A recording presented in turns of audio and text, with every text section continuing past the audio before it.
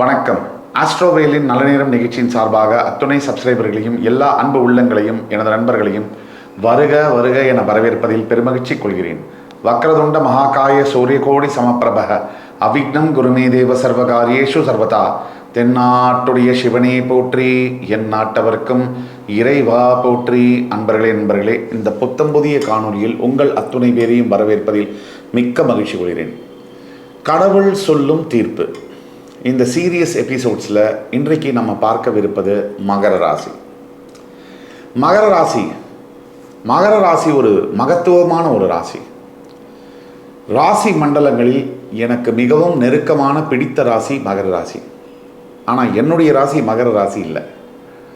மகரம் இப்போ ஒவ்வொருத்தருடைய வாழ்க்கையிலும் எல்லா கஷ்டங்கள், நஷ்டங்கள், இன்பங்கள், துன்பங்கள் மாறி மாறி வருது. ஆனால் நம்ம உன்னிப்பாக கவனித்தோம்னா இதெல்லாம் சுழன்று கடைசியாக ஒரு தீர்ப்பு என்பது ஒன்று வரும். கால சூழ்நிலைகள் மாற மாற நம்ம வாழ்க்கையிலும் நிறைய விஷயங்கள் மாறி கடைசியாக தீர்ப்பு, அதை வச்சு தான் நம்ம நல்லதா கெட்டதா நடந்ததெல்லாம் அப்படின்னு முடிவு பண்ண முடியும். இப்போ ஏத்தமும் இறக்கமும், திடீர்னு பணம் நிறைய வருது, நமக்கு திடீர்னு கடன் தொல்லை, பண கஷ்டம், பற்றாக்குறை, இதையும் நம்ம பார்க்குறோம். இதே வாழ்க்கையில் திடீர்னு பார்த்தீங்கன்னா நம்ம லவ் பண்ணுற பொண்ணெல்லாம் நம்மளையும் லவ் பண்ணுது. திடீர்னு பார்த்தீங்கன்னா நம்ம என்ன சொன்னாலும் ஒரு பொண்ணு கூட நம்மளை லவ் பண்ணாது. திடீர்னு பார்த்தீங்கன்னா பொண்டாட்டி சொன்ன பேச்செல்லாம் கேட்பா. திடீர்னு பார்த்தீங்கன்னா எந்த ஒரு பேச்சு நம்ம சொன்னாலும் எதிர்த்து பேசுவாள். இப்படி வேலை பார்க்குற இடத்துல நல்லா இருக்கு, வீட்டில் சூழ்நிலை நல்லா இருக்கு. ஆனால் பார்த்தீங்கன்னா திடீர்னு பார்த்தீங்கன்னா எல்லாம் மாறுது. பார்க்குறவங்க வரவங்க போகிறவங்களாம் நம்மளை கண்ணாப்பினான்னு பேசுகிறாங்க. அவமானம், அசிங்கம், பண கஷ்டங்கள், கடன் தொல்லை, மன விரக்தி, இது நடுவில் வியாதிகள் வேறு. இப்படியும் வாழ்க்கை மாறுது. இப்படி மாறு வருகின்ற ஒரு சூழ்நிலையில் எல்லா ராசிகளுக்குமே, குறிப்பாக மகர ராசிக்கு கடவுள் சொல்லக்கூடிய தீர்ப்பு என்ன? நான் எல்லாமே நல்லது தான் செஞ்சுருக்கேன், எல்லாருக்கும் நல்லதையே நினச்சேன், எல்லாருக்கும் நல்லதையே செஞ்சேன், என்னை வருத்திக்கிட்டு மற்றவங்களுக்கு நல்லது செஞ்சேன். ஆனால் எனக்கு கிடைச்சது என்னமோ ஏமாற்றம் மட்டும்தான், நஷ்டம் மட்டும்தான், துரோகம் மட்டும்தான். இது எனக்கு ஏன் நடக்குது? இந்த கேள்வி கேட்காத மகர ராசி அன்பர்களை பார்க்க முடியாது. அப்படிப்பட்ட கேள்விகளுக்கு கடவுள் சொல்லக்கூடிய தீர்ப்பு என்ன? இந்த எபிசோடில் எனக்கு ஏன் இந்த கஷ்டம் வருது, என்ன செய்தால் எனக்கு நல்லது நடக்கும், எனக்கு ஏன் இந்த கஷ்டம் வருது, என்னுடைய வாழ்க்கை பாதை எதை நோக்கி பயணிக்கிறது, என்ன செஞ்சால் எனக்கு நல்லது நடக்கும், இந்த கேள்விகள் தான் லட்சக்கணக்கான மகர ராசி அன்பர்களுடைய மனசில் இருக்கக்கூடிய கேள்விகள். இந்த கேள்விகளுக்கு தான் நம்ம பதில் சொல்ல போகிறோம். நான் என்ன செஞ்சால் எனக்கு நல்லது நடக்கும் ஒரு பகுதி, கடவுள் எனக்கு என்ன செய்வார், என்ன செய்ய போகிறார், அதே மாதிரி கன்க்ளூஷன் என்ன, எதை செய்யணும், எந்தெந்த காரியங்களை நான் தவிர்க்கணும், இதெல்லாம் பற்றி விரிவாக பேச. இப்போ மகர ராசி அன்பர்களுடைய குணாதிசயத்தை பற்றி பேசணும்னா, வைராக்கியம் கொண்ட ஒரு மனிதர்கள். இவங்களுக்கு எதை செய்தாலுமே அதை துல்லியமாக செய்யணும் அப்படிங்கிற ஆர்வம் இருக்கும். அது மட்டும் இல்லாமல் மகர ராசிக்கு ரொம்ப ஸ்பெஷலாக சிறப்பான சில குணாதிசயங்கள் உண்டு. எவ்வளவு பாதிப்பு ஏற்பட்ட வாழ்க்கை தொடக்கம், வாழ்க்கை ஆரம்பிக்கும் போது ஒன்றுமே கையில் 10 பைசா இல்லாமல் ஆரம்பித்த வாழ்க்கை, தன்னுடைய சொந்த முயற்சியால் யாருடைய உதவியும் இல்லாமல் ஒரு பெரிய சாம்ராஜ்யத்தை ஏற்படுத்தக்கூடிய வல்லமை, அதோடைய ஸ்கில், அந்த நுணுக்கங்கள், அந்த கேப்பபிலிட்டின்னு சொல்லக்கூடிய திறமை, இதெல்லாம் உள்ளது தான் மகரம். அப்படிப்பட்ட சிறப்பான மகர ராசிக்கு 7.5 சனி இந்த ஆண்டு மார்ச் 6 தான் முடிவடைஞ்சுது. ஆனாலும் அழுகுரல் ஓயவில்லை, ஆனாலும் காயங்களும் அடிகளும் ஆறவில்லை. இந்த காயங்கள் தந்த ரணங்கள் இன்னும் தீரவே இல்லை. உயிர் பலி கொடுக்கறதுக்கு ரெடியாக இருக்கக்கூடிய பல மகர ராசி அன்பர்கள் கமெண்ட்ஸில் பேசுகிறாங்க. எல்லா யூடியூப் வழி சேனல்கள்லையும் மகர ராசியில் பிறந்தவர்கள் உற்று பார்க்குறாங்க, எனக்கு என்ன நடக்கும், என் ராசிக்கு என்ன இருக்குது அப்படின்னு. அதில் பல பேர் முடிவே பண்ணிட்டாங்க, எனக்கு எந்த ஒரு விஷயமும் வேண்டாம் அப்படின்னு. இனிமேல் நான் இதையும் எதிர்பார்க்கலை, எனக்கு மரணம் ஒன்றே போதும்னு எதிர்பார்த்து விரக்தியின் உச்சமாக பேசுகிறாங்க. இதில் என்ன ஒரு இது அப்படின்னு பார்த்தீங்கன்னா, எல்லாருக்குமே தான் நினைக்கிறது நடக்கணும். அது நடக்கலைன்னா அவ்வளோதான். கச்சா முச்சான மைண்டில் வந்து தேவையில்லாத குப்பைகள் வந்து சேர்ந்துடும். தான் என்னென்ன ஆசைப்பட்டாலும் அது கிடைக்கணும், தான் எதை எதை பேசினாலும் அது நடக்கணும்.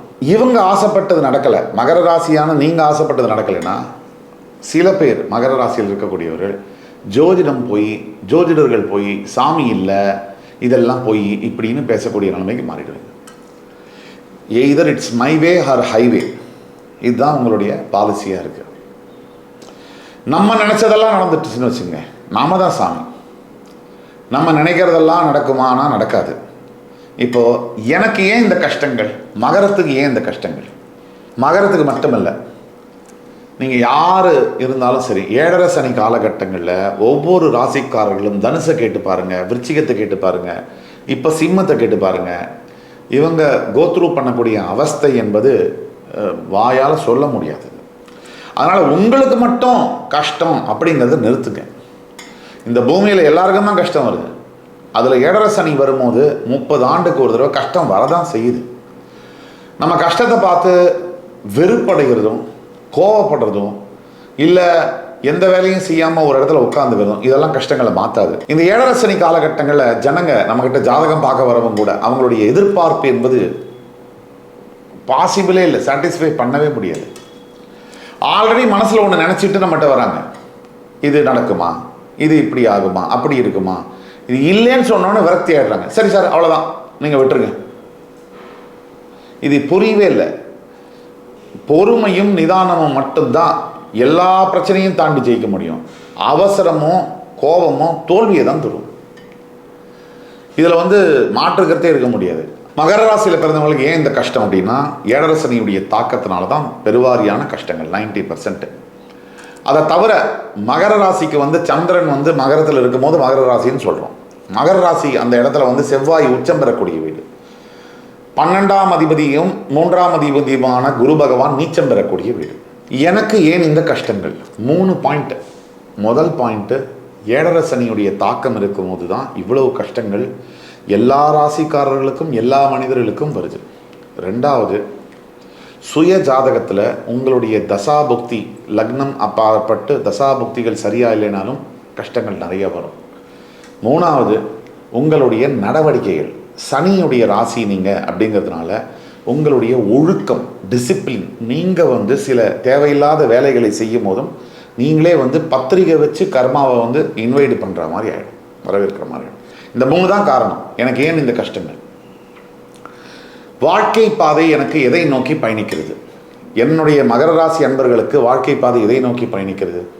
சூப்பரான ஒரு ரொம்ப அருமையான நல்ல நேரத்தை, வெற்றியை நோக்கி பயணிக்கிறது. முதல் காரணம், குருவுடைய பார்வை உங்களுக்கு கிடைச்சிருக்கு. 2வது காரணம், 7.5 சனி உங்களுக்கு போய் 3ஆம் இடத்துல ராசிநாதன் உட்கார்ந்தது மிகப்பெரிய யோகம். அதை தவிர மகர ராசி அன்பர்களுக்கு இப்போ 3வது பாயிண்ட் என்ன, வாழ்க்கை பாதை எதை நோக்கி பயணிக்கிறது அப்படின்னா, உங்களுடைய சுய ஜாதகம் மட்டும் ஓரளவுக்கு சுய ஜாதகத்தில் லக்னாதிபதி தசாபுக்தி நல்லா இருந்ததுன்னா உங்களை வெல்ல ஒருத்தர் பிறந்து தான் வரணும். அப்படிப்பட்ட காலகட்டங்களில் நீங்கள் இருக்கீங்க. கோச்சாரம் முழுமையாக உங்களுக்கு சப்போர்ட் பண்ணுது. உங்களுடைய குரு பார்வை, உங்களுடைய ராசியாதிபதியுடைய 100% ஆதரவு என்பது உங்களுக்கு இருக்குது. இப்போ எதை நோக்கி பயணிக்கிறேன்னா, இதுவரைக்கும் உங்களுடைய வாழ்க்கையில் நடந்த அசிங்கம், அவமானம், தோல்விகள் இதையெல்லாம் தாண்டி ஒரு வெற்றி பாதையை நோக்கி தான் வாழ்க்கை போகிறது. உடனே கமெண்ட்ஸில் எழுதுவாங்க, அதெல்லாம் ஒன்றும் இல்லை, இவர் பொய் சொல்கிறாரு, இவர் டூப்ளிகேட்டு, இப்படிலாம் பேசுவாங்க. நமக்கு அதெல்லாம் கவலையே இல்லை. ஏன்னா நமக்கு வந்து யாரும் நம்மளை பாராட்டணும்னு எதிர்பார்த்து பேசலை, யாரும் நம்மளை வந்து டிப்ரிஷியேட் பண்ணி அவமானப்படுத்தணும்னு எதிர்பார்த்தும் பேசலை. என்ன வேணால் பேசிக்கிட்டோம். நல்லதை உண்மையை உறக்க சொல்வோம். என்ன செய்தால் எனக்கு நல்லது நடக்கும்? மகர ராசி அன்பர்கள் உடனடியாக உங்கள் ராசிநாதன் சனி பகவானை வழிபட தொடங்க வேண்டும். அதே மாதிரி மகர ராசி அன்பர்கள் இன்றைக்கு ஆஞ்சநேய சுவாமி வழிபாட தொடங்கணும். ஒவ்வொரு மகர ராசிக்காரர்களும் சுந்தரகாண்டம் வாங்கி வீட்டில் படிக்கிற பழக்கத்தை தொடங்கணும். இன்னையிலேருந்து 48 நாளைக்கு சுந்தரகாண்டம் படித்து ராமருடைய படம் இருந்தால் அதுக்கு பூமாலை சாத்தி அபிஷேகம் செய்து பானகம் நீர்மோர் இது மாதிரி தானமாக தயிர் சாதமெல்லாம் வழங்குவது லைஃப்பை மாற்றி அமைக்கும். அதே மாதிரி 2வது தான தர்மங்களை செய்ய வேண்டும். சனீஸ்வரனுக்கு அதான் பிடிக்கும். நிறைய தர்மம் செய்யணும். அதே மாதிரி சுய ஒழுக்கத்தில் முதல்ல அடுத்தவங்களை கோபமாக பேசுறது, துச்சமாக பேசுகிற பழக்கத்தை விட்டுறணும். 2வது அவசரமாக எந்த முடிவு எடுக்கிறதையும் விடணும். 3வது பிடிவாத குணத்தை விடணும். இந்த 3ஐயும் விடணும். இது ஒரு பரிகாரமே, மிகப்பெரிய எஃபெக்டிவான ஒரு பரிகாரம். உங்களே நீங்கள் ஒரு பைசா செலவில்லாமல் மாற்றிக்கக்கூடிய பரிகாரம். அதே மாதிரி 3வது, அதாவது உங்களுடைய குலதெய்வ வழிபாடு மட்டும் இல்லாமல் தூரத்தில் இருக்கக்கூடிய ஒரு முருகன் ஆலயத்துக்கு நீங்கள் போய் வழிபட்டு வந்தால், செவ்வாய் உச்சம் பெறுகின்ற காரணத்தினால் தூரத்தில் இருக்கக்கூடிய முருகன் ஆலயம், சிறுவாவை முருகன், அந்த மாதிரி ஏதாவது தூரமாக மலை மேலே இருக்கக்கூடிய முருகன் ஸ்தலத்திற்கு போய் வந்தால் உங்களுக்கு வாழ்க்கையில் பெரிய மாற்றங்கள் நடக்கும், நல்லது நடக்கும். கடவுள் என்ன சொல்கிறார் மகர ராசிக்கு? கடவுள் என்ன சொல்கிறார் தீர்ப்பு அப்படின்னா, இவ்வளவு ஆண்டுகள் நீங்கள் பட்ட வாயில் சொல்ல முடியாத, விவரிக்க முடியாத தொல்லைகள், துன்பங்கள், அது பெரிய பாதிப்புகள். சிலவற்றை நீங்கள் இழந்ததை திருப்பி பெற முடியாத அளவிற்கு, மனைவியை கணவனை இழந்து, குழந்தைகளை இழந்து,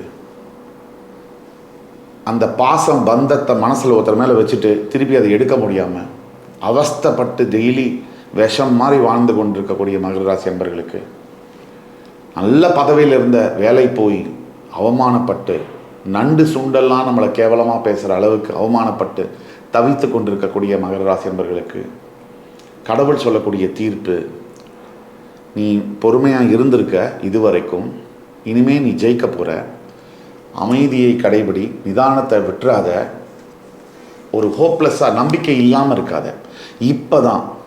இப்போ தான் நீ நம்பிக்கை வைக்க வேண்டிய ஒரு காலகட்டங்கள். இந்த காலகட்டத்தை விட்டுறாமல் இன்னும் சரியாக 3லேருந்து 6 மாதம் பொறுமையாக இருந்தேனாக்க உங்களுடைய பிறப்பு ஜாதகத்தில் ஓரளவுக்கு லக்னாதிபதி தசாபுக்தி நல்லா நடந்ததுனாக்க நினைத்து பார்க்க முடியாத அளவிற்கு பெரிய வெற்றிகள் காத்திருக்கு.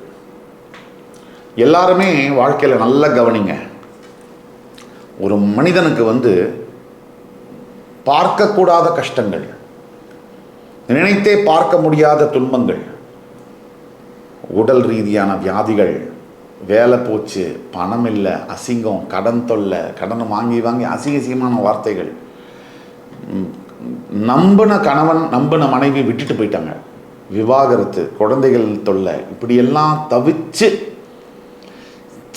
இதுக்கு மேலே ஒன்றுமே இல்லை அப்படின்னு இருக்கக்கூடிய காலகட்டத்தில் தான் அந்த மனிதன் ஒரு 4 அடி முன்னாடி போனோன்னா நான் ஜெயிச்சிருவேன். அந்த பாயிண்ட் இல்லை, எக்ஸ்ட்ரீம் பாயிண்ட்டு, இதுதான் கஷ்டத்தோட எக்ஸ்ட்ரீம் பாயிண்ட்டுன்னு நினைக்கும் போது ஒரு 10 அடி முன்னாடி போனால் ஜெயிச்சிருப்பாங்க, ஆனால் போயிருக்க மாட்டாங்க.